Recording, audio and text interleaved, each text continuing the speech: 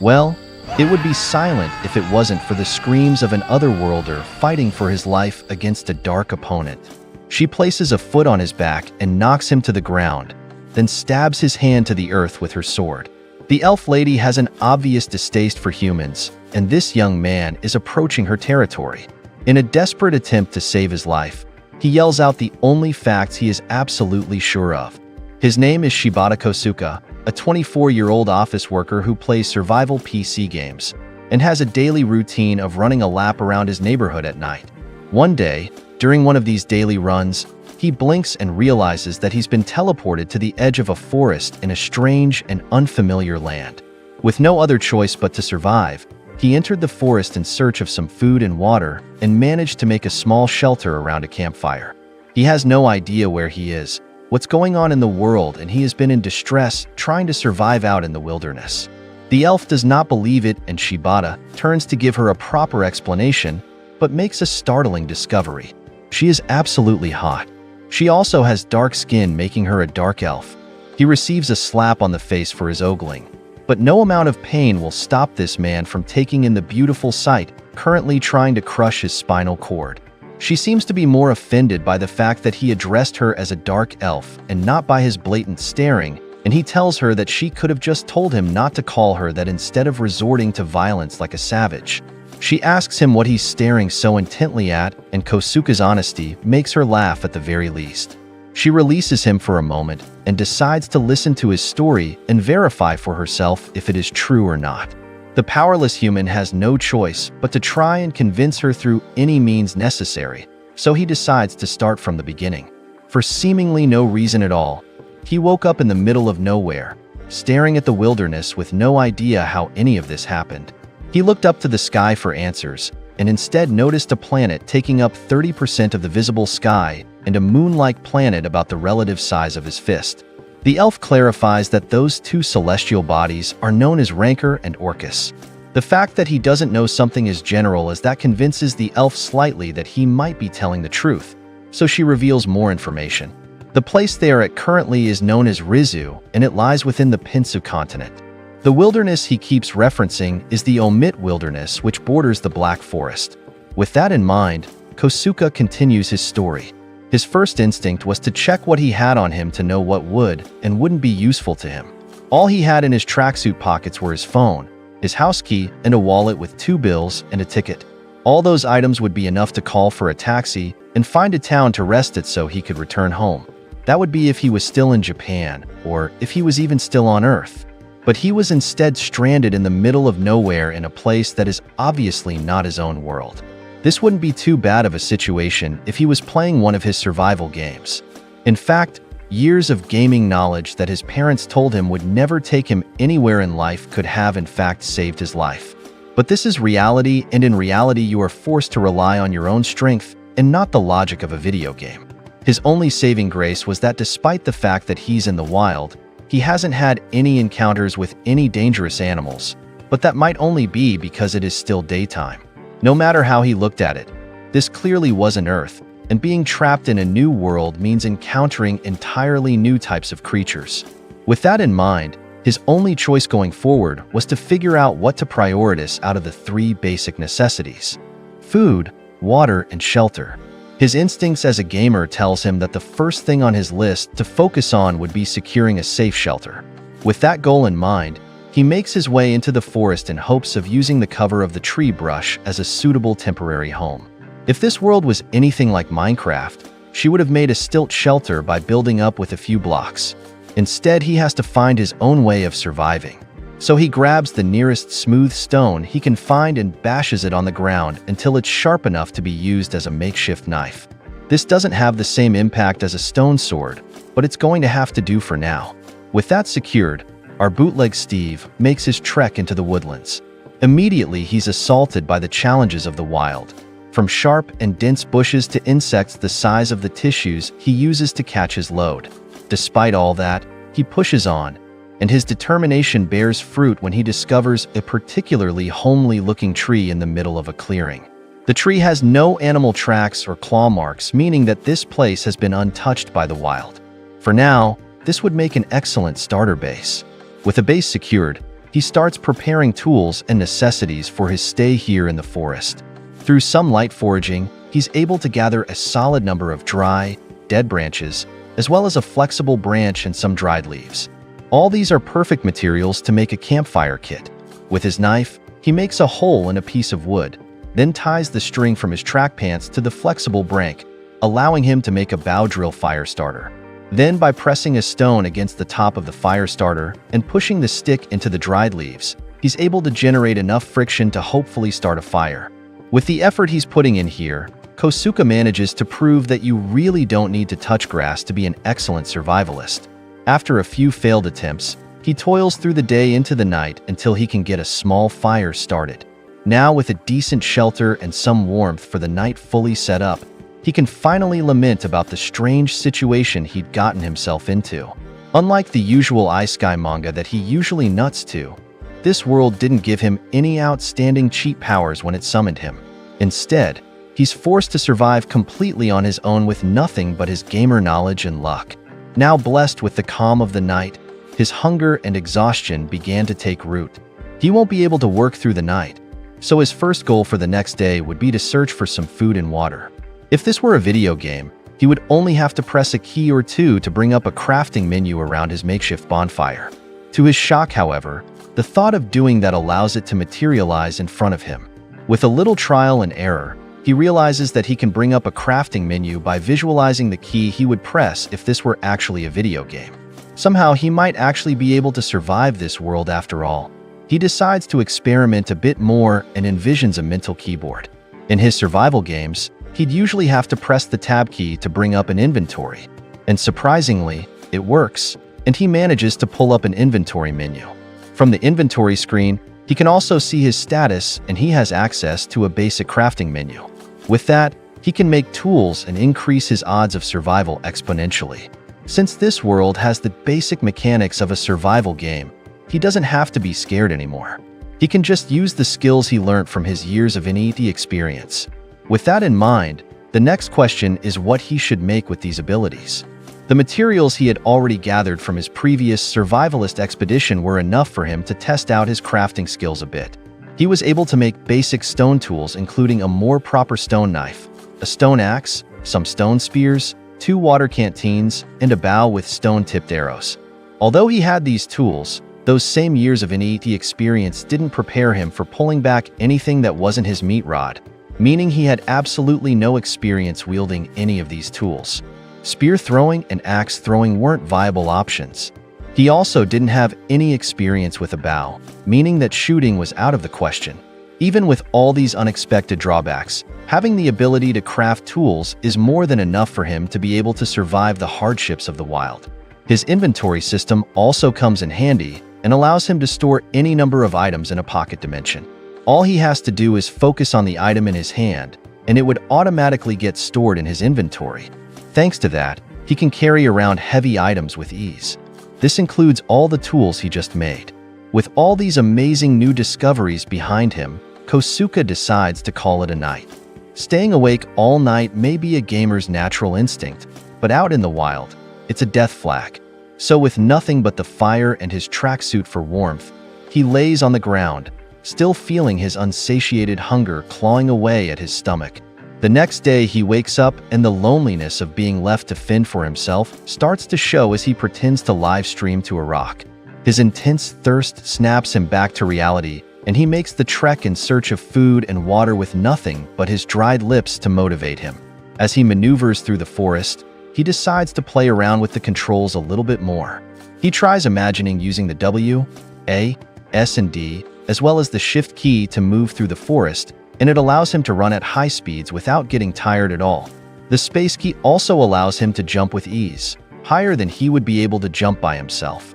Thanks to all these new moves, he's able to find a pond blocked by a large rock. On any other day, he'd have trouble jumping over the rock, but thanks to his new abilities, he's able to use his normal jump in tandem with his controlled jump to leap over the boulder with ease, then land gracefully without any problems. Well, almost without any problems. In front of him, as soon as he lands, is a large lizard, the guardian of the pond. They have a brief stare-off as both of them ponder what to do with the other, but the predator and the prey are easily decided after that. Kosuke doesn't even have time to wonder why set him up for such a comedic series of bad luck-filled events before the lizard gives chase. It's faster than him and just as deadly, which gives Kosuke very little opportunity to escape. With no other options left, he's forced to try and use his spear, but years of poor exercise habits means he's not getting anywhere with that pole. The lizard easily dodges the attack and rushes in for the kill right as Kosuke pulls out a second spear to try and attack again. The two clash in mid-air, and his spear snaps against the creature's head. He turns and sees that luckily, the top end of the spear is lodged in the lizard's throat, rendering it wounded and helpless. With one final swing of his axe, he puts the beast out of its misery, somehow coming out on top. Now with the beast dead, Kosuke is able to access its corpse loot. It has an assortment of items including raw lizard meat, fangs, a tendon, some lizard leather, and bones. All of these things will be useful for him when he learns how to craft with more complicated recipes. He takes the new items into his inventory, and the corpse immediately disappears once it is fully looted. The only thing that remains of it is a pool of blood where it once lay. However, that blood can still attract other animals, so he doesn't have a lot of time to act before something else just as deadly comes out of the bushes to attack him. He heads back to the pond with his makeshift canteen and scoops up a bit of water. He's still incredibly thirsty, but he's smart enough to realize that drinking water straight from a body of water is not a good idea. He decides to boil it over his fire to have safe drinking water instead. He makes a lot more bottles and stores up to 50 in his inventory. With this, he should be fine with his thirst for now. With that done, he heads back to his base with all the water he collected and accesses the crafting menu above his campfire once again. From there, he can craft safe drinking water and also grill the meat he got from the lizard. But crafting the water has some strange side effects. While it does purify the water, it also changes the material of the bottle, turning it from a makeshift wooden canteen bottle into an actual plastic bottle of water. On top of that, purifying it also increases the volume of water to about double its size. This could also apply to food too, but Kosuke is too thirsty to stress over the smaller details. He chugs down the entire bottle of water in one go and sets up the lizard meat to craft into cooked meat over the fire. Surprisingly, it tastes exactly like grilled chicken. It doesn't have any particular smell, but it's soft and good enough to eat. Especially considering that this is the first meal he has had in the 2 days since he entered this new world. Having any sort of food is more than a blessing. It's a lifesaver. The sun is still high in the sky, so Kosuke decides to waste no time and get to work on his base. First, he crafts a stone shovel and uses it to dig out the earth. After a few attempts at digging a hole, he realizes that he can also use the control system to try and dig out the hole. With that, he's able to dig around much faster than before, and each time he digs successfully, it automatically adds materials to his inventory. He digs a trench that goes around his base once. That should protect him from nosy creepers, but he'll still be in danger of attacks from skeletons. From his digging, he gets some rich soil and clay. Using those materials, he will be able to craft farmland blocks, dried brick blocks, stone blocks, and a furnace. With the furnace, he will be able to start processing metal, which means that he can make metal tools and weapons, taking his lethality up by a lot. Before he can do that, however, he's going to need to find iron, or that he'll use to forge the metal, as well as fuel that he'll use in the furnace. That means that he'll have to go strip mining. To check if he can craft new items, all he has to do is place them in his inventory and his crafting menu will automatically update. Thanks to all this, it looks very likely that he'll be able to survive in this new world after all. After a hard day of work, he needs to rest and save up energy for the next day of copyright-free mining and crafting. He crafts a hammock and places it between the branches of his tree base, then lays down for some sleep. As he rests, an ominous figure sneaks up on him from behind. He has no idea as she crosses his trench and walks over to him with murderous intent in her eyes. She looks down at him menacingly for a moment before punching him out of the hammock, and that's what led to this moment where they met. He was suddenly woken up by this beautiful elf woman with no idea why she was so angry at him. With that, she understands the gist of his circumstance. He is not a human from this world, and as such he has no affiliation with the humans of this world. With that, she finally manages to believe him. As they talk, small, green balls of light appear around Kosuke and flutter around him. They are the spirit of life, and they hover lightly around the wound she inflicted on him. As they move over his body, his wounds start to heal up, and he gets an overwhelming calm over his body. The elf lady confirms that the spirit of life seems to be fond of him, and that's why it was so eager to heal him. Kosuke gets excited, believing that this is a sign that he might have some latent affinity for magic, but the elf dashes his hopes immediately. He has no magic in him, not a single drop. That means he has absolutely no aptitude for it at all, and will be completely unable to use it. With his hopes completely destroyed, the elf turns and tells him to follow along. Kosuke is momentarily confused about why she wants him to follow her all of a sudden, until she suggests the alternative of having him wait alone in the forest until another beast shows up, or worse yet, until another elf from her village who isn't as personable appears and kills him on the spot. Faced with the options of certain death and following the friendly hot elf, the choice is obvious for Kosuke, and he follows along without question. However, now that it's become obvious that the two of them will be companions, Kosuke decides to try his luck by asking for her name. She pauses in embarrassment, realizing that she had not introduced herself to him since their meeting. Usually there's no one who steps foot in the forest that does not know her name, and as such, she completely forgot about the custom of giving out her name when she meets someone new. Kosuke briefly wonders if he's in the presence of some famous person or a deadly person. She introduces her name as Sylphie, one of the guardians of the Black Forest. The humans of this world call her the Witch of the Dark Forest, and although she has a cute face and a nice body, the sword on her back betrays the fact that she is in fact a fighter. With introductions out of the way, the two began the march back to Sylphie's village. It's a long walk, and they walk all through the night. The journey takes over a day, and by the fourth morning, Kosuke is exhausted and begs her to wait for him. They had been walking all through the day at that point, and still hadn't reached their destination. Sylphie is not impressed by how unmanly and exhausted he got despite her still being full of energy. Regardless, they had made it to their destination despite his whining. She calls him over to come take a look over the edge of a cliff. Down at the valley lies Sylphie's village of elves and beast people. It's a fairly large city with small houses surrounding the outer wall, meaning that there are a large number of people living there. The thought of a village filled with people as hot as Sylphie sends Kosuke's mind into Fantasyland. He imagines a crowd of beautiful women welcoming him with flowers and praise since he is a guest from another world. Sylphie, however, ignores his weird imagination and tells him to put on a collar. Interesting kink choices aside, Kosuke is naturally confused as to why Sylphie wants him to wear something like that. Maybe it's a fashion item in this new world or something similar. She doesn't answer and just tells him to think of it as a sort of charm that will protect his life. He should be grateful to her for giving him the opportunity to wear something like that. With that, they make their way into the village, and instead of being greeted by warmth and celebration like he imagined, Kosuke is greeted with a crowd of beastmen almost as hostile and feral as a pack of customers in IKEA on Black Friday. Almost anyways. Sylphie tries to control the blood-thirsty crowd, and Kosuke stands confused behind her.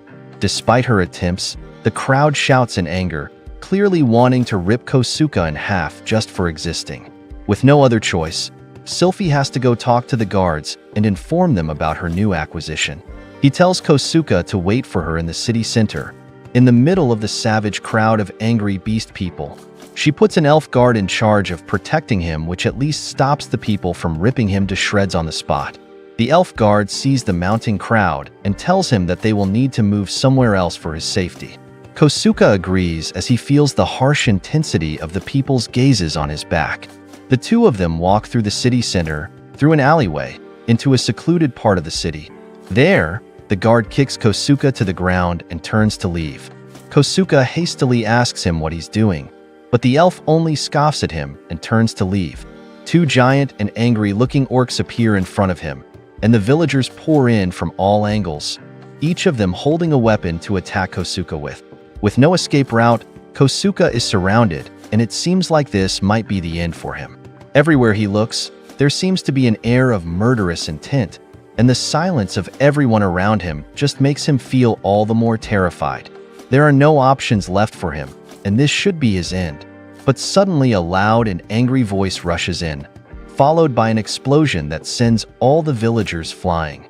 The smoke clears, and a very angry-looking elf waifu stands over Kosuka, holding a chain connected to the collar on Kosuka's neck. She declares that Kosuka is something she picked up and no one has the right to touch what belongs to her. With that, she digs her shoe into Kosuka's back to show dominance and glares at all the villagers, causing the once feral rod to cower in terror. She puts on a deliberate show of tormenting Kosuka in the middle of the crowd by driving her heel further into his back. Kosuka on the ground realizes the purpose of the collar. It's to control him and make sure that people see him as her property. Not needing to be worn twice, the surrounding villagers slowly scatter, with each going their own way, leaving the two to their own devices. Kosuka's back is once again nearly shattered, but thanks to the exaggerated display they put up for the crowd, they successfully managed to trick them into thinking they had a master and slave relationship. Kosuka angrily asks how long Sylphie has been holding onto the chains that are binding his neck, and Sylphie smugly replies that she is only putting a collar around him the way an owner would put a collar around a dog and walk them on a leash. That only makes Kosuka angrier, and he vows to remember what she's done to him. On top of that, he also asks what the pointless aggression of the villagers was. They seem to be needlessly angry at him for no particular reason. Sylphie explains that the outskirts of their village is meant for refugees. The humans who ruled over them and the various other races are in conflict over land in Pinsu.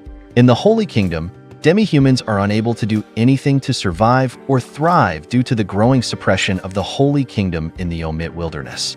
The refugees that live in the outskirts of the village are from the kingdom of Varanard, which is just beyond the Omit Wilderness. For no reason beyond just greed, they have been chased out by the Holy Kingdom, leading them to run to their village for safety. Because of all this oppression from humans, most people in the village have developed a deep hatred for humans and want nothing to do with them. As they walk, the two come across a strange layout of fields that rise and float vertically. These are magic fields, and Sylphie confirms that they grow their crops through magic. The world's agriculture is completely different from that of Kosuka's world, and this only further proves that Kosuka really is in a brand new world. This agricultural method of this new world is also way more advanced than anything from Japan. Their village has a very specific structure, with different parts of the city divided up for different uses. The elves live in the center, and the workshops are just on the outside of that center line. Then the outermost area is reserved for the agricultural district. The two continue walking and eventually come up to Sylphie's home. It's a fairly large wooden hut in the middle of the woods. Inside has the pleasant smell of a woman's home and looks just like a stereotypical witch's hut. Kosuka decides to release his inner creep and takes a deep sniff of her home, which freaks Sylphie out. He wonders if the pleasant smell is some sort of incense or a scented candle, but there's no such thing in Sylphie's house. Now that they're in a more comfortable environment, Kosuka asks Sylphie the reason why she saved him and picked him up from the forest. She doesn't reveal her motivations immediately and just says she finds him amusing, but Kosuka can immediately tell that she's lying. So Sylphie decides to reveal a bit more, saying that his identity, his situation, and his otherworldly knowledge interests her, and as such, she picked him up for her own personal interest. In the Holy Kingdom, there are stories about the gods sometimes sending people down from other worlds with some sort of purpose in mind. There's also a legend about the elves being lost people who also came from other worlds. She hopes that he will have some kind of special power granted to him by the gods. Without wasting time, she starts interrogating him about what special powers he might have. He would have told her about it, but those powers are what kept him alive, and telling her might put him in danger. While he is grateful for her saving him, his abilities could be dangerous depending on how it is used, and since he is not initially from her world, he's not sure just how much of an effect his powers might have if he uses them recklessly. Despite himself, however, he decides to show her just a little bit of what his powers are capable of. He starts with his inventory ability, which allows him to store any number of items in some sort of pocket dimension of his making. He shows her the stone tools he crafted and the leftover meat he made from the lizard. Sylphie analyzes the tools and realizes that it would take quite a bit of work to make the tools and weapons that he was showing off to her. Thanks to the items that he showed off, she's able to correctly guess that along with having the ability to store items, He can also craft new items rather efficiently. With that taken care of, he tells her that he's hungry, and Sylphie agrees before ordering him to go make dinner for them. He's confused as to why he's the one making dinner despite being the guest in her home, but she reminds him that he is just a slave, and as a slave, he's obligated to prepare his master's meal. Since he has no idea how to cook anything besides budget cup noodles, he asks her to teach him how to cook, and she agrees to briefly explain it to him. Surprisingly, the food comes out okay, and they have a nice dinner. Next, Kosuke tries to think of a place to sleep. He suggests putting a hammock in the living room for him to use, but Sylphie slyly implies that she can share her bed for the night instead. Despite the fact that they had just met a few days ago, Kosuke isn't stupid enough to ignore the dish laid out in front of him. Without wasting time, he picks her up and takes her into the bedroom to have revenge for all the times she tried to break his back, but blowing her back out instead. The next morning marks the 4th day since Kosuke arrived in this world, and he has already made more progress with the female love interest than 99% of all Isekai protagonists. He made sure to get his revenge the previous night to the point that Sylphie looks absolutely exhausted while Kosuke prepares breakfast. He brings her a fresh plate of pancakes and sandwiches so they can relax and gather up energy for today's outing. Sylphie plans for them to go hunt and gather some materials before the sun goes down. After breakfast, Kosuke packs them a lunch of ham sandwiches with vegetables seasoned with salt, and from there they head off. Even though Sylphie has warned everyone, the stare of the villagers doesn't reduce. And the fact that she still walks him around with a chain isn't doing much for his dignity at all. However, even with their stares, they don't say anything to the two as they walk through the city. They are most likely afraid of upsetting Sylphie, and so they continue to keep a good distance from them. Sylphie leads him to the city gate, and they once again meet the elf guard that lured Kosuke into that trap. His name is Nate, and he stares at them with a deep hatred as they pass by him. Sylphie tells Kosuke not to worry about him as they continue on their way. They walk all the way to the city outskirts to a place being made specifically to house the refugees. The buildings will also serve the double function of protecting the village from any outside threats. The Kingdom of Renard, where the refugees came from, used to be a highway to trade, but ever since the Holy Kingdom took over, the refugees were left with nothing and no choice but to obey by force.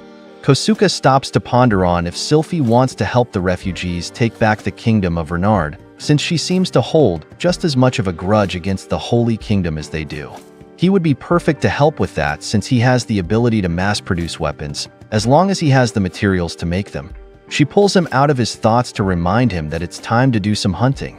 Since they are out of the village and deep into the hunting grounds, she removes the chain from his collar and tells him to remain quiet. Kosuke presses the C key to crouch and reduce his visibility, but the weird stance makes Sylphie nervous. Regardless, he's quieter and he won't be a problem, so she leaves him be.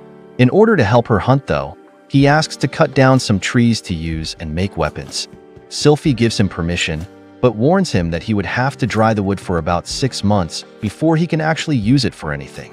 While that would be true for a normal person, Kosuke uses his abilities to cut down the trees instantly and get them ready for crafting.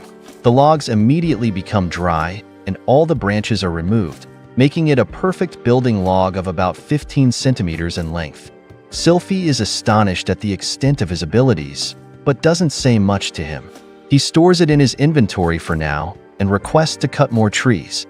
Since he can't just cut every tree in the forest, she marks designated trees for him to cut within the area, and in a short amount of time, he has already cut down 50 trees, meaning that he won't have issues searching for wood for a long time. If they can find more twigs and some string, he would even be able to make a bow out of all the materials. Now that he has all the materials he would ever need to fight and craft, Sylphie suggests that they head to the mountains to hunt. They make their way through the forest with Sylphie guiding the way until some noise makes her pause in her tracks. There's a strange noise of some kind of beast eating something in the distance, and Sylphie warns Kosuke to focus on the task ahead. They move stealthily towards the noise and come across the source, eating a pile of dissolved food on the ground. It's a giant bug the size of a minivan, and it looks just as dangerous as it is large. If Kosuke had accidentally run into this monster on his first day, he would most likely be long dead. Sylphie warns him to be careful of its abdomen before she charges in to fight it head-on. The beast growls as Sylphie slams into it from the side, knocking it off balance. Then she steps back before it can shoot a deadly sharp stinger from its abdomen. With the beast distracted, Kosuke takes aim with his bow and once again uses the controls to improve his control. With a right click to aim and a left click to fire, he manages to shoot the giant insect, injuring it just enough for Sylphie to rush in and deliver the final blow with her sword before kicking off its stinger with a final powerful kick to its back. Then she comes in once more with a final slash to its head, killing it once and for all. Kosuke comes out of hiding now that the monster is dead, and together they examine its loot. While it's not advisable to eat it, the poison glands in its abdomen are worth quite a lot. While you could also possibly season its front legs and season it with salt to make it edible. The hind legs are tougher and the meat is rough, so you could also possibly use them for a bow. Since Sylphie wants to report the monster to her village, she asks Kosuke not to loot it with his inventory and instead preserve the monster inside. Once he puts it in his inventory, he learns that it is called a gizmo and it's a monster native to the Omit Wilds, outside the forest. The fact that this beast has appeared in their forest means that something sinister is happening behind the scenes. Many refugees have died to these monsters, and the fact that they are now appearing in the forest is a bad omen for something terrible. There are most likely an increasing amount of gizmos in the Omit wilderness searching for food, and with that, there is also a grave danger to their village. Other gizmos and all sorts of monsters might start showing up from deep in the mountains if they remain there, so she suggests that they head back home. Thankfully, no gizmos attacked Kosuke while he was breaking rocks in the wilderness on his second day, unless he would have been killed on the spot. Kosuke continues to mine out resources to craft more things. His plan now is to build a workbench. The freezing weather ate into his skin, but for the sake of a workbench, he worked all through the day. After a few hours of digging and mining, he manages to gather a good chunk of magnetic sand, which is the final item he needs for the furnace.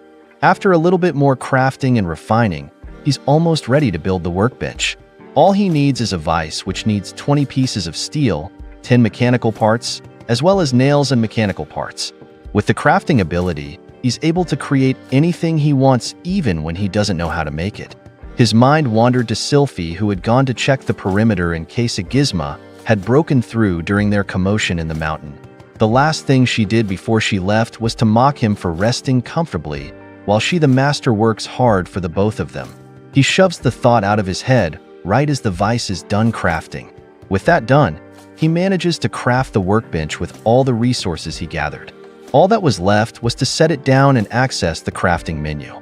The bench ends up being an identical replica of the crafting table from Minecraft, just like the furnace. Regardless of the blatant ripoff, he accesses the crafting menu and is met with a large number of craftable items. These items also include new weapon sets, including makeshift bows and crossbows. The crossbow is a renowned weapon known as a night killer since it is easily able to penetrate through armor and can be used as an anti-zombie weapon. To craft it, as well as most of its variants, he would need twigs, wood, mechanical parts, and fiber. With the amount of materials that he had already mined, he could easily make a regular and a makeshift crossbow on the spot, but he would also need to craft steel plate springs for the improved crossbow. His current crafting menu doesn't have any recipes for it, meaning that he probably has upgraded his furnace to add it, and also a lot of new recipes.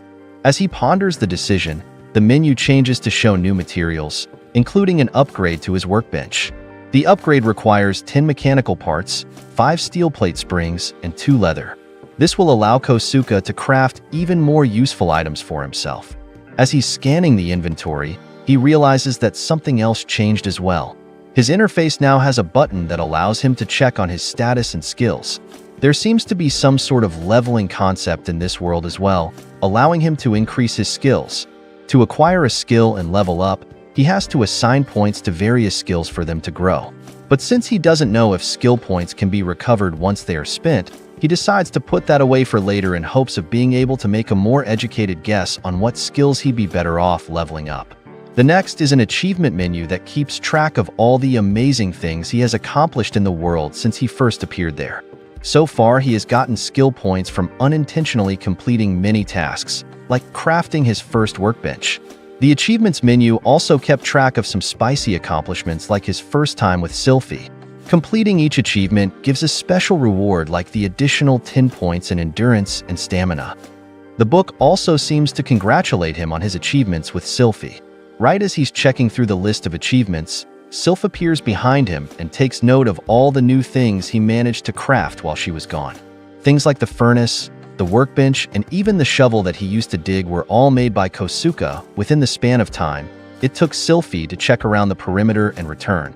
Next, he shows her his new and improved mining. Just like with the trees, all he has to do is move the pickaxe over the rock a few times, and by the time he's done swinging, the loot from mining the stone is automatically added to his inventory. He shows her the large glowing gem that he managed to dig up while mining. Sylphie is still shocked and suspects that the pickaxe might be some sort of magical tool, but Kosuke assures her that it is non-magical and just an ordinary pickaxe. With that sorted out, Kosuke sets out the lunch from earlier onto the table. Because it was stored in his inventory, it remained warm, meaning that for some reason, time stops or at least slows down within his inventory. With every new ability that gets added, his powers continue to defy the logic of the world. As soon as they're done eating, the two head back to the village to give a report on the previous day's events. They head over to the home of the elders, but they're blocked at the entrance by a particularly annoying knight who informs them they are not allowed to pass that point, and they may leave a message. The guard's distrust is further increased by the fact that Sylphie is still being followed by a human. Sylphie ignores him and continues up the stairs, right until he tries to grab her hand to stop her. That angers her so much that she lands a clean punch on his face in retaliation, which sends him flying in. Now with the guard taken care of, and Kosuke reminding himself to never hurt and anger Sylphie, the two make it up to the room where the elf elders rest. The elders at the table consist of 7 elven women, who all look at her expectantly as she walks in. The lady who looks the youngest speaks first. It's unusual for someone like Sylphie who dislikes old people to take the time to come and visit them 2 times in a row. Normally, she would never do this, but today is an emergency. She needs to report the strange activity happening in the forest. Before she can get to it, however, the elves notice Kosuke standing behind her. Just like Sylphie did, they notice that he doesn't have any magic in him. Sylphie tells him to bring out the antenna they found. Using that, she tells them about the gizmos she spotted in the woods. Since they have started to show up, it means that the very thing they had feared is starting to happen. The elders gather among each other to discuss what this would mean for their village and for the refugees. After deliberating for a moment, they ask again about Kosuke and bring up the fact that it's obvious that he and Sylphie have had their first steamy night together. When a woman accepts a man, there is a change in the quality of their magic, and the elf elders can sense it clearly as day from her. With that out of the way, they ask her who Kosuke really is, and Sylphie replies stating that she truly does not know. All she knows is that he's a strange man that appeared at the wilderness border who had many strange things to say about his hometown and a world completely different from Raisu. From that, the elders are able to confirm that Kosuke really is a man from another world, meaning that he could be the key to saving their village. The elders request to take him into their custody, but she actively refuses, claiming him as her own. Knowing that she can't force Sylphie, who had already given up her chastity to him, the elder instead tells her that she must make sure that he does whatever is necessary to have the villagers come to accept him and save the village and the refugees. Sylphie accepts an understanding, and the elders ask Kosuke for his name, which he tells them. They task him with taking care of Sylphie, and he promises to do so for as long as he can. On their way home, Kosuke checks on Sylphie to make sure she's doing all right. She confirms that she's fine, but she's also thinking about the huge task of protecting the refugees that have been placed on their shoulders. Kosuke remembers that the main issue of the villagers is that they haven't completed the wall yet. Sylphie agrees, and because the wall is not due to be completed for another 6 months, that makes the situation incredibly dear. In that regard, Kosuke has an idea. He crafts some wooden walls, and with the power of Minecraft, he builds a solid brick wall in less than 10 seconds right before her eyes. Sylphie is shocked by just how easily he built those walls. According to him, he only used about 6 logs to make it. So he gets some stone bricks and solid stone walls and makes 2 more walls of identical size in roughly the same amount of time. Despite how long they've been together, this is the first time Sylphie has seen his crafting abilities used to their fullest. and after investigating it, she confirmed herself that those walls were made from real bricks and stone. With abilities like that, he could build a town in minutes. As well as that, he also used a lot of the materials in his new workbench to craft a new weapon. The rudimentary crossbow looks weird to Sylphie. From what she can see, a normal bow would be able to shoot faster and would also be more convenient to carry around. But Kosuke explains that there's still a lot of advantages to the crossbow. He gives it to her so she can have a test run and get a first-hand experience of all the advantages for herself.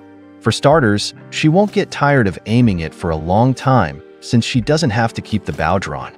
It's also easier to teach people how to use a crossbow since all they need is enough strength to draw the bow, so they can aim and shoot it easily. With these weapons on hand, they can count on the refugees to join them in fights. But it lacks the destructive power of a traditional bow. Kosuke has a solution to that as well. He brings out a stronger variant of the bow, the standard crossbow. This weapon is forged with animal bones and is a lot stronger than the rudimentary one. Kosuke brings out the gizmo torso that he stored in his inventory so they can use it for target practice. With that, a quick shot is enough for her to certify that it's strong enough to pierce through a gizmo's strong exoskeleton. The bolt managed to pierce through the shell completely and bore itself so deep that you can't see any part of it sticking out. So Sylphie can see for herself that the bow is more than strong enough to fight against the invading monsters. And that's not even the last type. There's an even stronger version of the crossbow, but he needs more materials to make it. With that in mind, he also asks her if he can set up a workshop in her backyard so he can practice crafting new materials and have a central hub for forging and researching his abilities. Sylphie has no problems with it and allows him to go ahead with whatever plans he has. Not needing to be told twice, he gets to work, breaking down the walls that he built as a demonstration first, then turning on creative mode to build a standard plank house. Within a matter of minutes, he has built the floor, then the walls, then the roof, and lastly the door. Then adds a few shutter windows and finally a skylight. In less than half an hour, he has successfully built an entire workshop to serve as his hub of operations. While Sylphie is a bit weirded out by just how convenient his powers are, she tries to understand that the weird crafting system Kosuke uses is something she'll never be able to understand. Next, Kosuke tries to bring up construction of the wall, but Sylphie silences him. From the look on her face, something about watching him build a house from scratch must have gotten her riled up. She tells him that she'll cook dinner for them, and then they'll have a long discussion about whatever he wants. Kosuke is a bit surprised, but Sylphie leans in and reminds him that he may be her slave. But since he took her chastity, that also makes her his wife. And in her eyes, a wife is supposed to cook for her husband who is hard at work. The sudden lovey-dovey mood shocks Kosuke, but he follows her anyway. Inside the house, after dinner, Kosuke continues to explain the crafting system to Sylphie. To build the wall around the refugee camp, they'll need a lot of clay and stone. In that case, the refugees can help them gather as much as Kosuke would need to fortify the entire village. Then they can use those bricks to build an anti-gizmo barrier, and then they can use the leftover materials to mass-produce a lot of crossbows and other weapons which they will distribute to the villagers to allow them to protect themselves. Sylphie suggests using the gizmo shell as a substitute for the animal bones he would need to make the standard crossbow. While they're talking, the elven beauty continues to smile slightly at him. There's something different and cute about Sylphie recently, and she seems to be coming onto him rather strongly as of late. Now that the mood had calmed down, Kosuke decided to take the opportunity and ask her a few questions. Sylphie cuts him off, knowing that he wants to ask about her past. She warns that he might regret it, but Kosuke just wants to know more about her. Since she got his permission even after her warning, she leans against his shoulder and starts her story. She was actually the heiress of the Marinard royal family. That would make her a princess to the Elven Kingdom, as she was raised and educated in the Black Forest. But one day she lost her country and her family to the Holy Kingdom in an all-out attack. Since then she has had the urge for revenge, so she can take back what was taken from her, and so she can protect the people who chose to take refuge in their village. With that story, Kosuke is able to figure out that the reason she got so attached to him so quickly and almost immediately gave herself to him was because she wanted to use him to retake her kingdom. With the help of an otherworlder who appeared in the midst of the elves of the Black Forest and their plight, she would be able to take back control of the kingdom of Marinard that she lost. Sylphie begrudgingly admits that he's right about her plans, but he doesn't mind at all. He would happily stay with the woman who saved his life, since he would not be alive if it wasn't for her intervention. Thanks to the highly concentrated levels of Riz from Kosuka, the mood quickly changes to something else entirely, and he doesn't waste any time taking advantage of it. The next day, which is the 5th day of survival, they both wake up with Sylphie once again being surprised about how easily she gave in to him. Before they get up to start their day, she makes sure to take her revenge out on his wiener. With the day still young after their morning love fest, Sylphie takes Kosuka out to buy some foodstuffs, about 8 barrels of honey and 4 jars of salt. With these items stored in his inventory, they head back to the refugee village where Kosuka almost died. The villages still have the same response to him, but they're not nearly as hostile as they were on his first day. They walk up to a talk man who addresses Sylphie as royalty. His name is Danon, and though she keeps telling him not to call her that, he stubbornly decides that he will continue to refer to her as Her Highness. But even with the respect that he shows towards Sylphie, he still throws a glare full of murderous intent at Kosuka. That can't be helped since his wife was assaulted and killed by the humans that raided his village. Now that a small crowd had gathered to see Kosuka, Sylphie announced a feast with all the food that Kosuka had stored away. Together, all the villagers come together and start cooking large meals for the whole village. By the time Danon comes back, there is already an entire soup kitchen set up with the villagers all eating healthily. He invites the princess back to a tent where the village mediators and advisors have gathered. She tells them about the impending attack from the Gizmas, and the mediators confirm that they were advised by the elf elders to escape as soon as possible. With the main topic introduced, she announces her solution to their problems by introducing Kosuka as her slave and her husband, which shocks everyone present. Danon is the first to speak, and he's incredibly against her naming him as her husband. The thought of doing something like that with a human makes him angry. The others in the room are either just absolutely confused or shocked at the news. It takes a yell of authority from Sylphie to quiet everyone down. She reintroduces Kosuka not just as an average human, but as a person that comes from another world. He is not from Reese, and as such, he is not associated with any of the horrible deeds that the humans in this world have done. She understands that they would probably find that hard to believe, but she's certain that his strange abilities will prove what she's trying to say. Danon still thinks that she's being deceived by an evil human, and the rest of the people in the room agree since he looks pathetically weak and has no magic in him whatsoever. The girls in the room especially feel like they can sense some sort of molester vibe from him. He can't really argue considering what he does to Sylphie every night. The elven woman tries to calm them down and asks for them to trust in her and believe in her judgment. To further prove her words, she asks Kosuka to tell them about himself. He tells them everything he can remember from the moment he was taken from his world to the moment he met Sylphie, and his strange accounts are enough to get them to believe him. But despite that, Danon still threatens to cut him down if he ever does anything that harms the princess in any way. Then he introduces himself once again as Danon, a Minotaur Imperial Guard of the Marinard Kingdom, who served as the vice commander of the Knights. The next girl in the room introduces herself as Melty, a sheep demi-human who used to work as the Internal Affairs Minister for the Marinard Kingdom. Kosuka takes a minute to admire her large and curvy horns, and it's not long before Melty catches him staring. Next up is Era, a Cyclops who was part of the Marinard Kingdom's court mages. While introducing herself, she tries to cover her eye with her cloak, leading him to believe that she's rather shy and doesn't like being looked at. Then finally, QB introduces herself without any special title. She's not a big shot like the others, but she's still pretty confident in her abilities. The rest in the room are the mediators for the refugees and serve as the mouthpiece to get their thoughts across. Now with introductions all done, Sylphie doubles down on her view that the fate of the refugees is in Kosuka's hands. Melty asks the specifics of the kinds of things Kosuka can craft with his ability. To show it off, Sylphie suggests that they move to a more open area so he can demonstrate. They move their discussions to the construction area, which is a large open field close to the wall being constructed. With more than enough space to play around with, Kosuka first asks if it's alright to break a part of the wall that's still in the process of being built.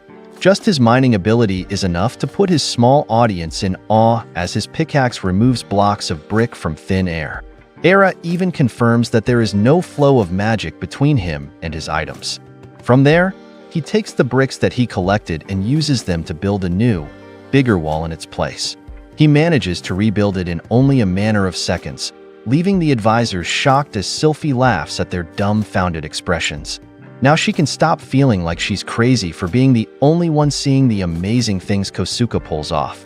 To test the strength of his construction, QB and Danon ask if they can kick it, and Sylphie encourages them to kick it as if they were trying to destroy it by themselves.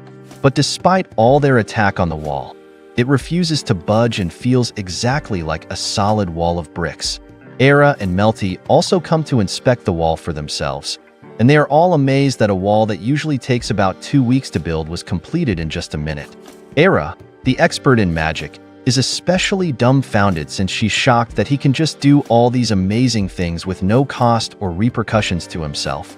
She corners him with a barrage of questions about what tricks he used and why there was no magic involved in any of his abilities. Kosuke himself doesn't understand the principles behind his abilities or how it completely ignores all laws of conservation of mass and physics in general. This only increases Era's curiosity, and she presses him for more information. Sylphie advises him to tell her everything she can unless she will never leave him alone. So he continues to show his other abilities, including his ability to purify contaminated water by crafting it with a makeshift campfire. This only makes Era more confused since it also changes the properties of the bottle holding the water and even increases the amount of water in the bottle. She continues asking him questions that he's not sure how to answer until Melty comes in to bail him out. The fact that his abilities can increase materials is a good thing, and her first question is if he can also craft various types of food as well. He hasn't tested that part of his abilities well, so Melty takes it upon herself to run as many experiments as she can with him. Era follows along, dragging him back to the village to try and uncover the truth behind his strange and wonderful abilities. And just like that, he's already become popular with everyone around. Much later in the day, he finally takes a break under the shade of a tree with everyone. He's completely exhausted after the extensive experiment that they had him do. Through testing, Melty managed to figure out that his ability to multiply the output of his crafts also carried over to food, and because of that, she had him slave away at a millstone grinder through the entire day. Thanks to her, they also found out that if he were to do the actions by hand, the crafting time is greatly reduced. Thankfully, that's over, and the group sit down for a well-deserved lunch. Kosuke reflects over the fact that where he's from has no monsters, and that's another fact that baffles Era. She questions him more about his world, and the back and forth between the two shows that they have gotten somewhat closer. This doesn't go unnoticed by Sylphie, who seems somewhat jealous, so to calm his angry wife, Kosuke leaps towards her for a hug, which is met instead with a deserved punch to the gut and a warning to keep his urges in check during the daytime. While Kosuke rediscovers his faith in God on the ground, the rest of the group discuss their plans for the rest of the day. This is where the man currently regurgitating his lunch is going to be of good use. All they need is a large amount of clay, which Danon has already told the villagers to gather, as well as some fuel, and Kosuke will be able to carry on from there. They take Kosuke out to the forest, and he goes on to cut down more trees to use as fuel. That just shocks Era and QB more, but at this point, they're both in a perpetual state of astonishment.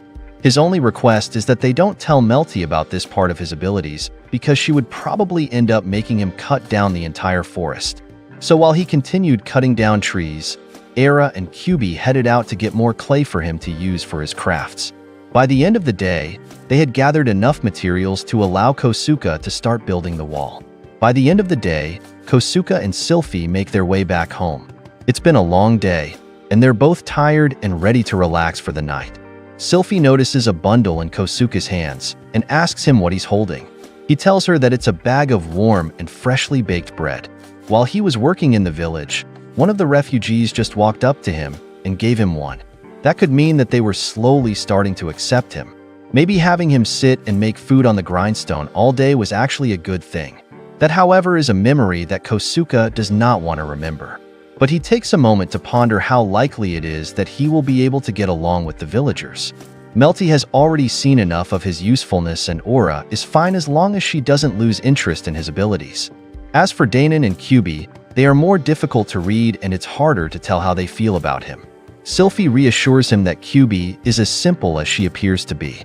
If she seems to like him, then she likes him. That means that the only difficult person to read would be Danon.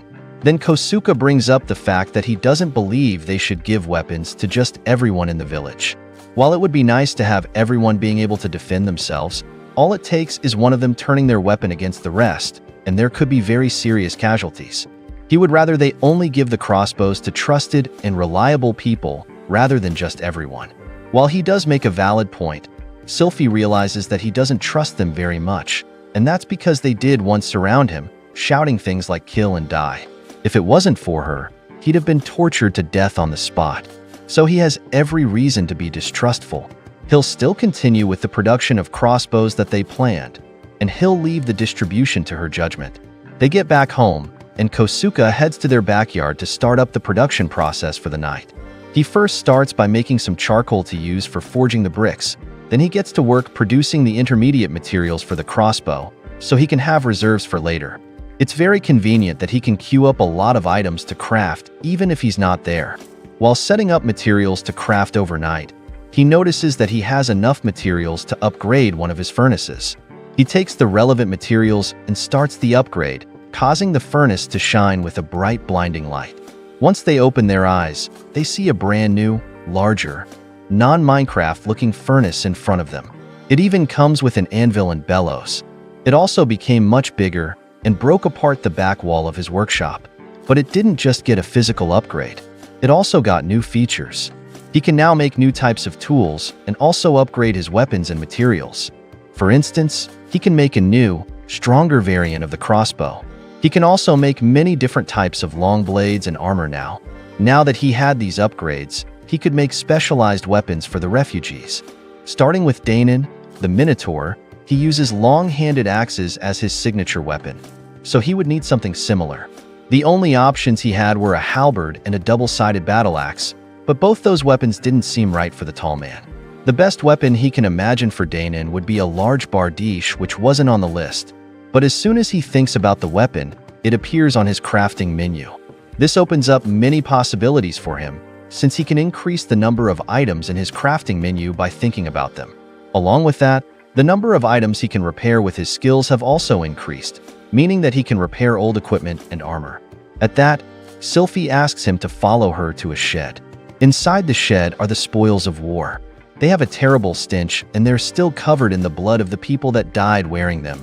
But Sylphie wants him to try repairing them. A lot of the items are cursed by default, mostly because they were worn by people who are now dead.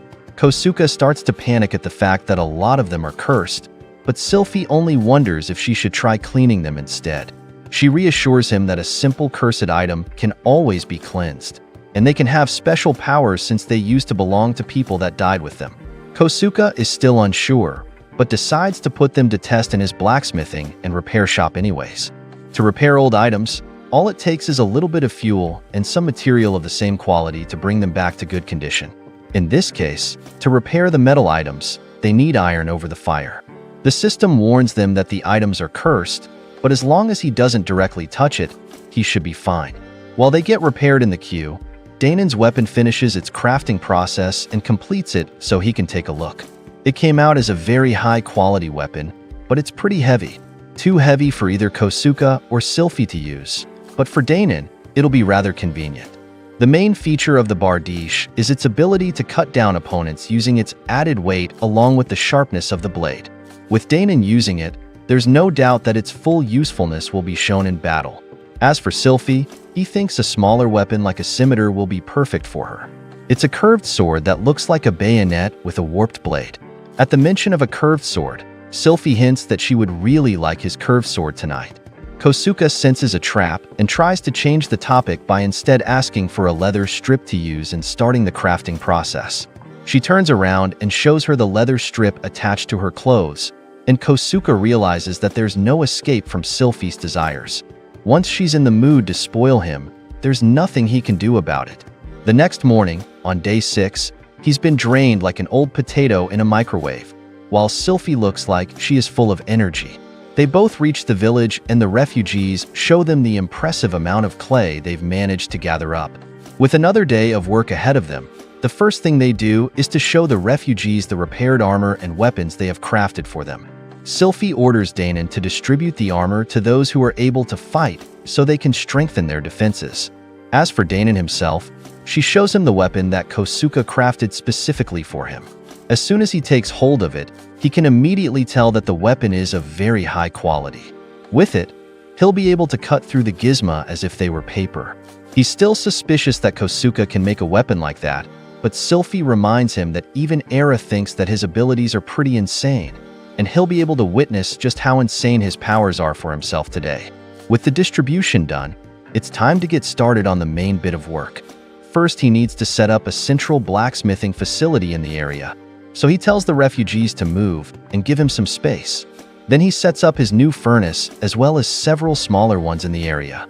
Once again, Kosuke has successfully made an entire crowd speechless by using his powers. Era comes over to inspect his work, surprised that he was able to bring all of this equipment here by himself. Regardless of what she says, it's going to be dangerous with him lighting things on fire, so he'll need her to stay away and not touch his equipment. Kyubi understands the assignment and comes over to restrain her until he can finish working. With his blacksmithing area set up, he tells Sylphie that he'll now be able to repair any worn-out blades that they have, so they should bring them over if they have any. In the meantime, LL be gathering up the clay that the refugees have gathered and using them to start crafting bricks. He uses a shovel to start gathering the clay into his inventory as Era watches him make them disappear. As usual, there are no traces of magic in anything that he's doing, making her wonder how exactly he's managing to pull any of this off. After a while of collecting, he realizes that he has enough clay to make as many bricks as he wants, and with that, he should be able to tell them to stop gathering more. His thoughts are interrupted when Melty walks over with the stone grinder that he slaved away at the previous day. The PTSD from how she used him is strong enough to make him freeze in his tracks. He decides to just ignore the grinder that she brought with her and try not to make it too obvious that he noticed her. Instead, he turns and brings out his workbench, which both of the girls had never seen before. He also has the materials needed to upgrade it, but remembering the bright light from the previous upgrade of his furnace, he tells Melty and Era to cover their eyes and not stare at it directly. Era refuses, however, and says she wants to see every single part of each process that he does so that she's able to figure it out for herself. He starts the process and Era keeps her eyes wide open as the bright light blinds Melty and Kosuke. Once they open their eyes, the small Minecraft crafting table is replaced with an upgraded workbench complete with metal tools and a treadle. It also seems more decorative than anything, but with this upgrade, he will now be able to make new items, and it might even speed up the process of making items. Era, on the other hand, saw the entire upgrade process. She caught a glimpse of the truth and recognized the bright light shining during the upgrade process as sacred magic used by priests. That means that Kosuke's abilities are actually some sort of divine miracle. In response to this amazing discovery, Era expects him to be astonished by her discoveries. Instead, he tells her that he already knows that.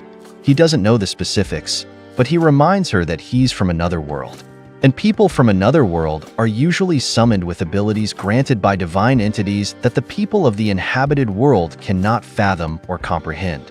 Now that he's explained it out loud, it's pretty obvious in Era crumbles are just how easy the explanation was. From there, Era fell into a deep slump of depression and stayed in a pose with her hands on her head while she knelt on the ground until lunchtime came. Lunch for them were sandwiches with various kinds of meat and stir-fried vegetables with some spices mixed in. The spread was made courtesy to the refugees, and they all sit down to eat while the bricks continue crafting in the furnaces. Sylphie sits close to Kosuke and asks him if he will start construction on the walls that day. Since he has made enough bricks by that point, he's confident that he should be able to start building the wall as soon as he's done eating. And in the event that he can't start, it won't take him too long to gather more bricks. Era calls for their attention with a quick suggestion. She has thought of a simple and straightforward way to prove that Kosuke isn't from their world. All he has to do is remove the slave collar that he constantly wears on his neck by himself, The table goes quest at the idea and they all think it over. A slave's collar is supposed to tighten up and kill the slave if they ever try to remove it on their own. This information shocks Kosuke, who wonders what in the world they are trying to get him to do to himself. However, the slave's collar uses the wearer's own magic to tighten around their neck, making it impossible for any creature with magic to remove the collar on their own. But since Kosuke doesn't have any magic in him, there's nothing special about the collar on his neck other than it being pretty tough to break. It's also the wearer's own magic that forces them to obey the orders from their master. So to prove their point, Danon suggests that she try to give him an order to see what would happen.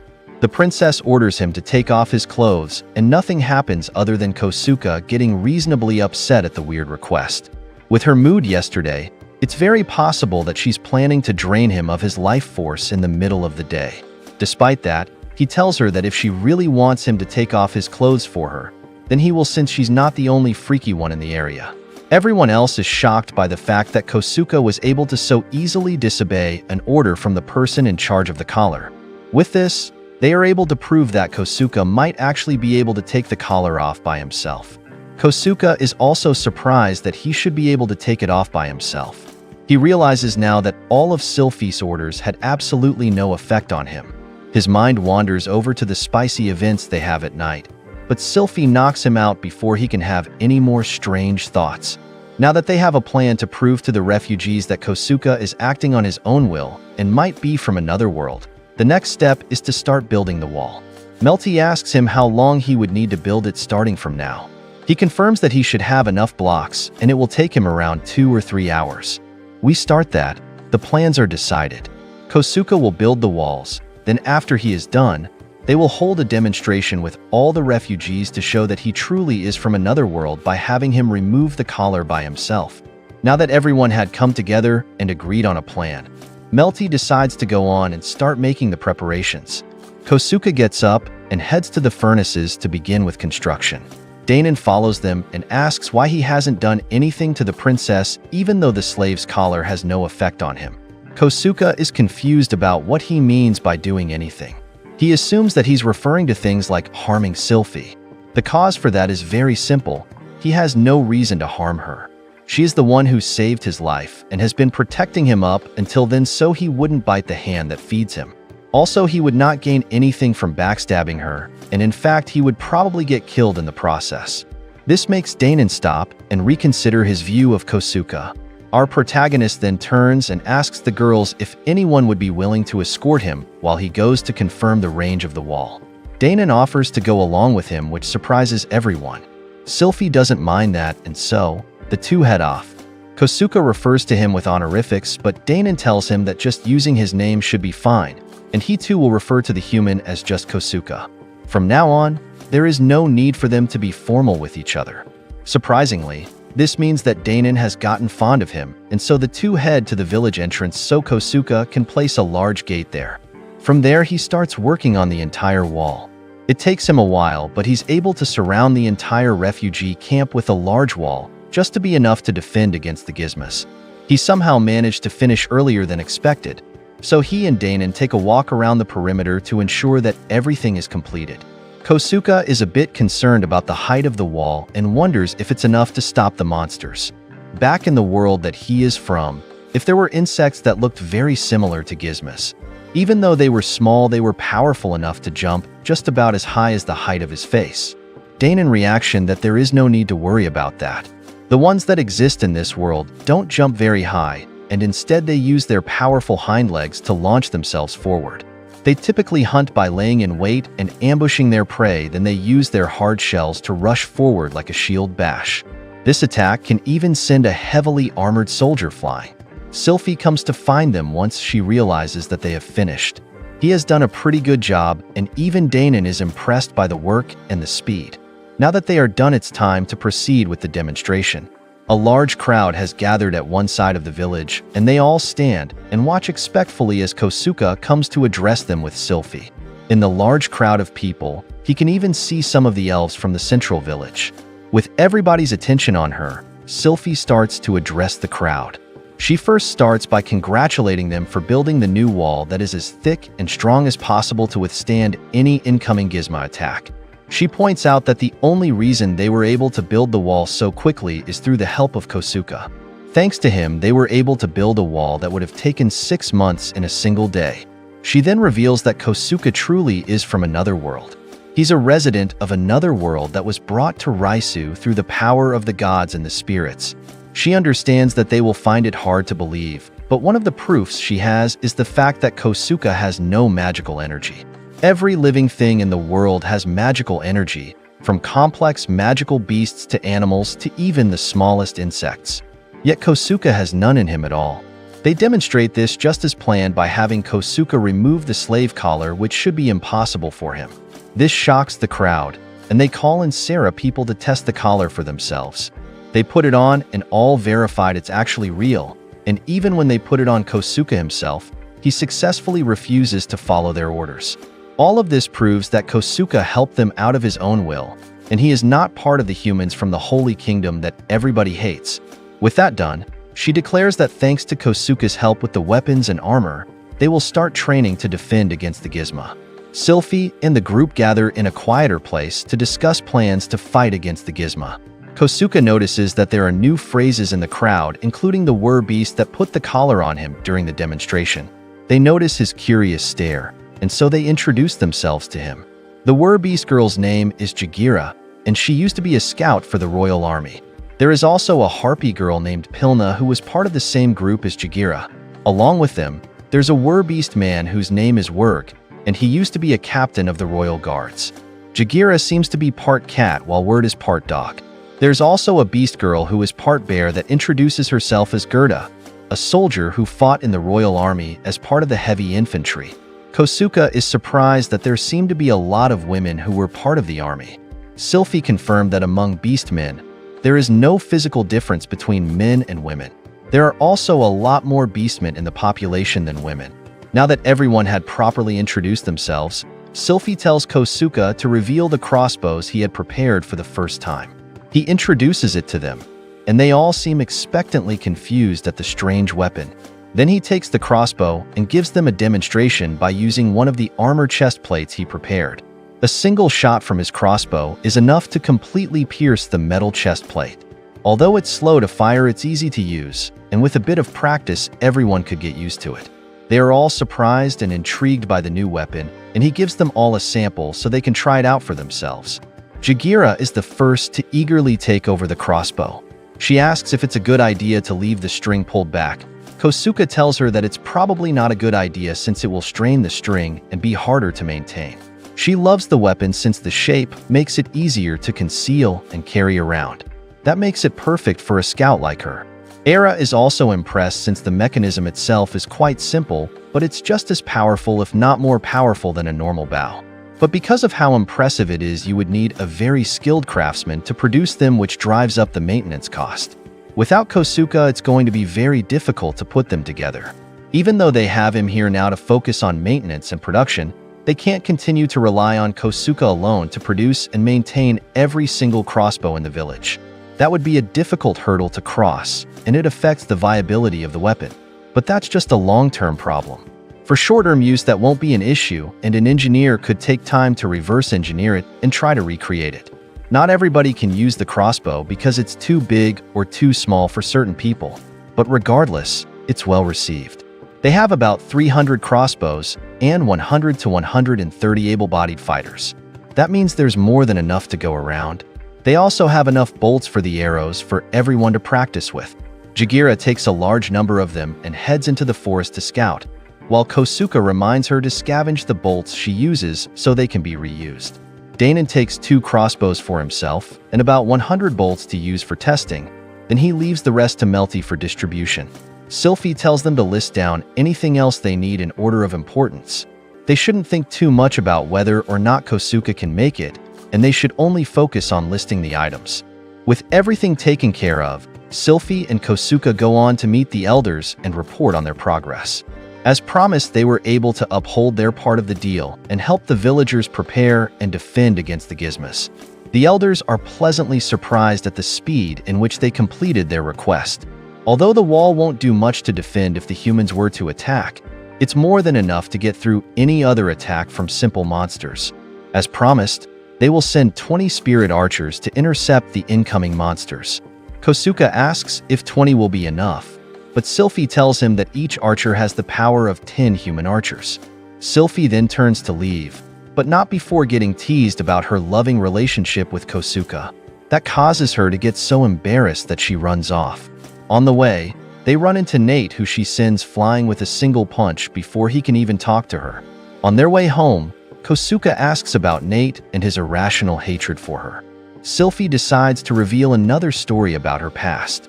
3 years ago, when the humans from the Holy Kingdom attacked Marinard, Sylphie stole a large number of spirit stones and rushed to help the beast people that were in danger of being killed by them. She made her way through the Omit wilderness and met Danon and over 300 refugees who were retreating from the thousands of Holy Kingdom soldiers who were after them. She joined the better and managed to wipe out half of the army by herself, but as a result, her body darkened and plumper since she tapped into too much spirit energy. An elf is a half-human, half-spirit, and if they tap too much into their spirit powers while angry or filled with hate, it gives them a beach tan and makes them thicker. In hopes of saving the princess, several elves were sent to find and defend her. Because of that, a lot of people lost their lives in the war, including Nate's parents. As such, it's not just Nate who hates her, but most of the younger elves as well. However, since she did what she did for the sake of the beast men, people like Danon hold her in high regard. Kosuke, on the other hand, doesn't care about her past. In fact, she loves her more just the way she is right now, and isn't afraid to tell her that. Because of his words, the two share a kiss and their bond deepens even further. The next morning, Kosuke wakes up and checks on the crafts he left running overnight. Thankfully, they had all completed, and he was greeted with a queue full of finished items. The most interesting one among the items was the improved crossbow, which was bigger and more powerful than the rest. The main parts of the crossbow were large and made out of metal. They were so large, in fact, that it was difficult for him to pull the string back. It's so hard to draw that he's scared his back might give in. So to draw it back, he has to use the controls, and doing that makes the task that was difficult just a little while ago become so easy that he can do it with one hand. He tests the crossbow, and it seems to be way stronger and more powerful than all his other crossbows. With that set up, she then checks his forging area, and he sees that he can now forge glassware materials. That includes things like test tubes, beakers, and other materials made for pharmaceutical crafting. He can also make a brewing stand, which means he'll be able to craft potions. Now, all he needs is some soul sand and nether wart. Now that he knows he can make a brewing stand, he has to set aside some materials to create it later. Then he decides to check his achievements, and it shows that he has earned a lot of new achievements since the last time he opened the menu. That might also be the reason why he has unlocked so many new crafting recipes. With all those achievements, he also gains some more skill points that you can use to improve his abilities. He grabbed 2 new skills called Woodsman and Dismantled. Then he puts more points into Strong Circulation, which increases his stamina regeneration, Fast Runner, which improves his movement speed, and Marksman, which improves his damage with ranged weapons. While working, he notices Sylphie staring at him from the workshop door. As soon as she notices him staring, she blushes and runs back into the house in embarrassment. She gets dressed and warns him not to speak a word of what they did last night. Even though she's trying to speak seriously, she can't hide her embarrassment at just the thought of it. She decides to change the topic and asks him about the mass production of the crossbows. He's happy to report that the crossbows have all been created. So today they can focus on gathering more iron ore for him to use when he continues his crafting after practice. After breakfast, they head out to a valley between 2 cliffs, so Kosuke can start mining some more stone and iron ore. They hand Jagira one of the new improved crossbows to take for more testing, and she seems overly excited to use it. Her enthusiasm for his crossbows confuses him, and Pilna notices his astonishment at her actions, so she decides to chime. Apparently, Jagira has a hard time using normal bows, and so using a crossbow which actually allows her to hit things now makes her very excited. On that note, Pilna asks if he has anything as cool as a crossbow that she can use too. He does have a few things in mind, but they would all need some testing before he can hand them over to her. The fact that she has wings instead of hands means that he'll have to be a lot more creative with his weapon choices. Since she's not doing anything there at the moment, she decides to head out and join Jagira in scouting the area. Now that those two have gone to scout, the next step is to mine some iron. Kosuke Block stacks his way up to the top of the cliff and starts mining his way down. One again that absolutely shocks both Sylphie and Era, but they're both getting used to his unconventional abilities. In a few minutes, he has already mined out the entire side of one of the cliffs. While he's mining, Era goes around collecting medicinal herbs and plants. In a matter of minutes, he has mined out hundreds of ores and stones from the side of the mountain. But one thing in particular catches Sylphie and Era's attention. He mentions that he managed to mine out 13 mithril ore. Era immediately demands that he gives it to her so she can inspect it, and she confirms that it is indeed a mithril ore. Mithril ores are rare materials that can create powerful weapons, and just a single ore of the size that Kosuke is mining out can create up to 2 swords. Sylphie orders Kosuke to not say a word about the ore, so he decides to just keep it stored in his inventory. He tries to get back the ore he gave to Era, but she doesn't want to let it go, so they let her have it. As an alchemist and a magician, she would easily be able to pull plenty of uses from it, and seeing it with her makes her so happy that he can't bear to take it away again. Jagira and Plina return from their scouting trip and are shocked by how much the entire terrain has changed in just a few short minutes. Era manages to hide the mithril, or before they can see it. Now that they're both back, Sylphie suggests that they all head back to the village for lunch. Back in the village, Melty reports that the scouts have seen the Gizmas enter the forest. They were last spotted in the outskirts, so it would take a long time for them to reach the village. Now that they know the exact position of the monsters, the next step is to adopt a hit-and-run strategy with their fastest fighters, so they can pick their numbers off one by one before they reach the village walls. They plan out how they do it while Kosuke continues to craft. He finally creates the brewing stand with the materials he gathered. Inside it he finds all he can craft the different sorts of potions, including health potions, poison potions, antidote potions, and gunpowder. The gunpowder catches his attention because recipes involving gunpowder usually mean explosives. The recipe for gunpowder is nitrate, sulfur, and charcoal, which would make black powder. But there are multiple recipes for gunpowder, which implies that there are different types of gunpowder listed down. It turns out to be rather complicated. So he decides to just craft whatever he can and see what happens. He ends up making all the different medicines, and according to their descriptions, they can do anything from curing any and every type of disease to healing every type of wound. It can be drunk or applied to the area, but it'll work. The very concept of that shocks a seasoned alchemist like Era, so she takes all of them from him to study their properties. As the rest of the refugees continue training with the new weapons, Kosuke weaves thread under a tree with the new loom he made, so he can look into crafting new clothes. Now that Sylphie thought about it, he needed new clothes. He had been using the same old clothes for over a week now.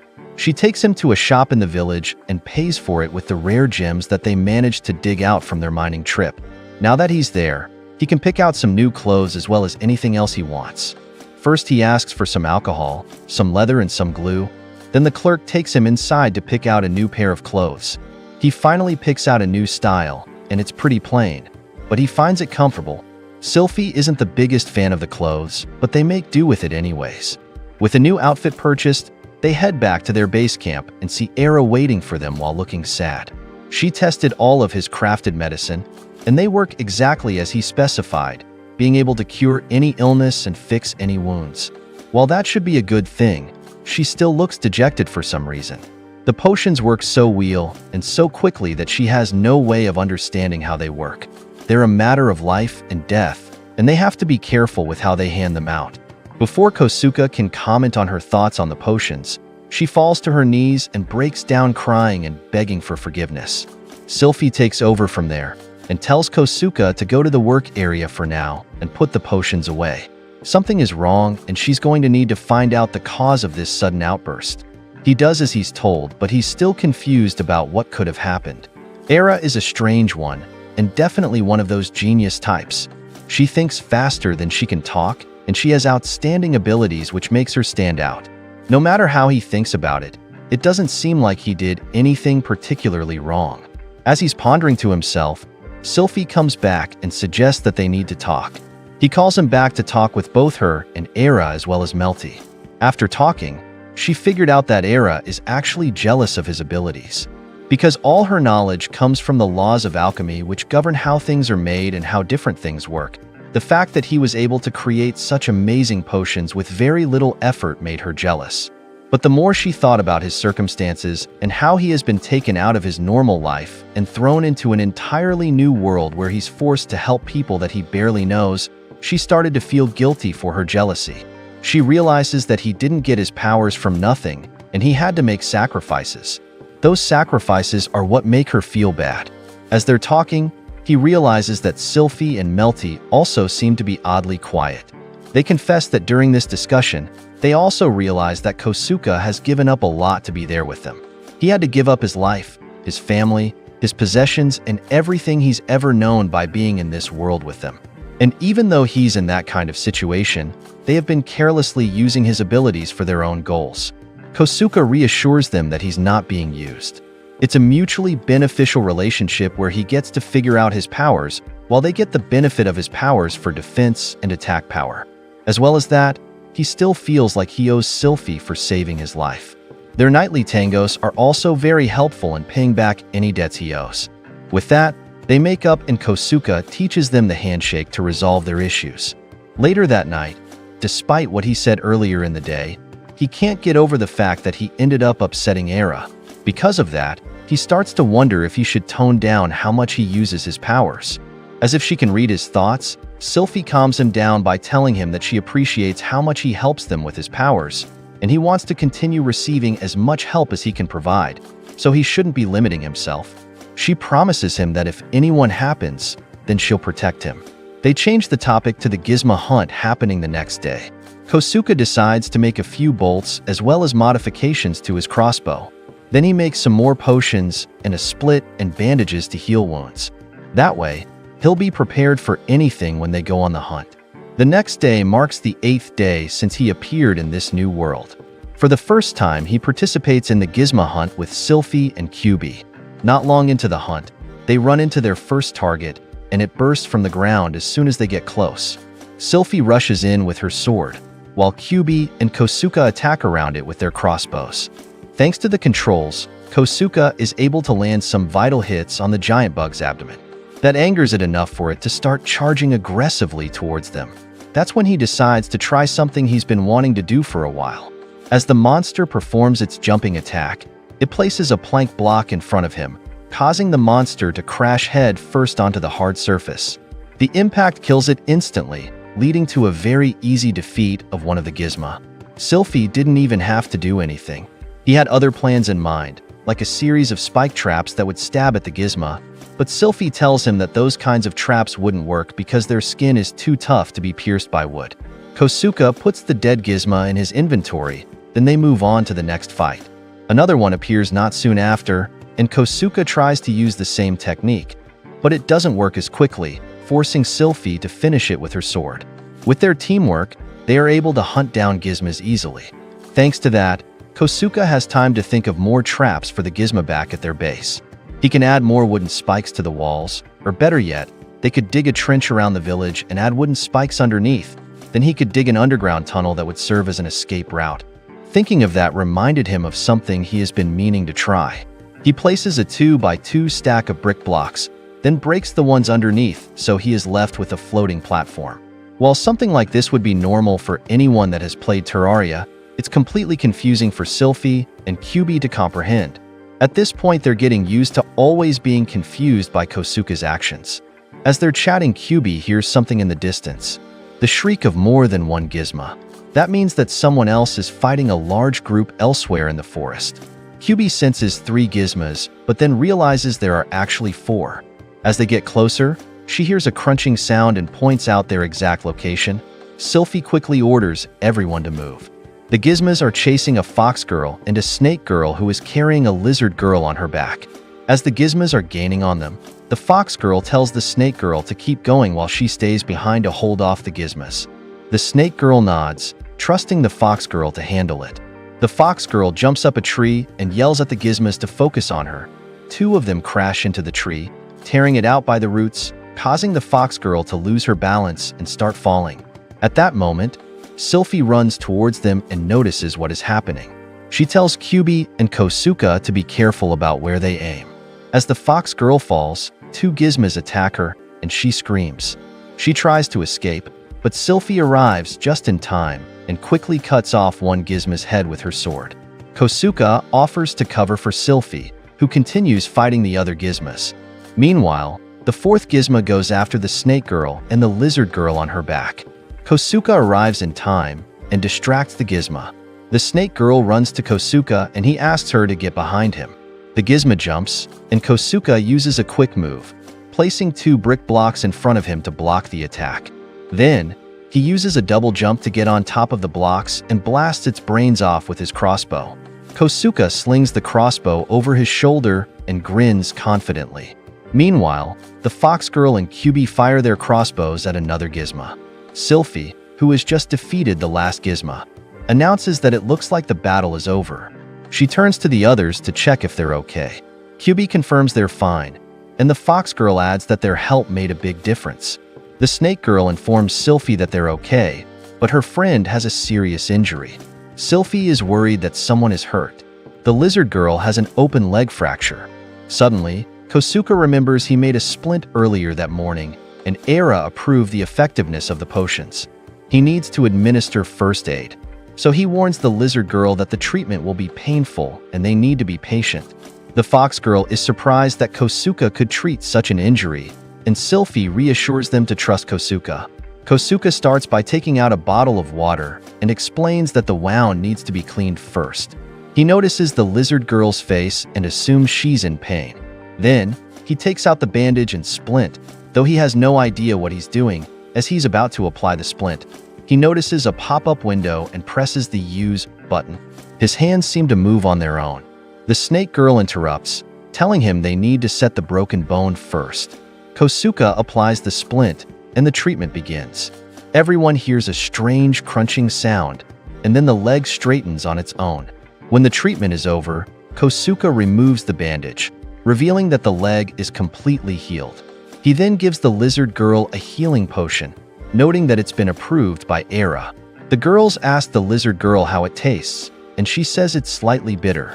The lizard girl gets to her feet, jumping up and down, saying the pain is gone and her leg is fully healed. The others are shocked because just moments ago, she had a severe fracture. They can't believe what they're seeing. It seems impossible. Kosuka says it looks like everything is healed. The lizard girl gives him a big bow and thanks him, admitting that if the treatment hadn't worked, she thought she might have had to get her leg amputated. Kosuka smiles, glad he could help, but he still can't read the lizard girl's expression. He advises her to be careful since she's lost a lot of blood and to head to a safe area. Sylphie agrees and then asks the trio how many gizmas they killed. The snake girl replies that they killed 2. Sylphie adds that to the total and concludes they've killed 13 in total, which is enough. She suggests they all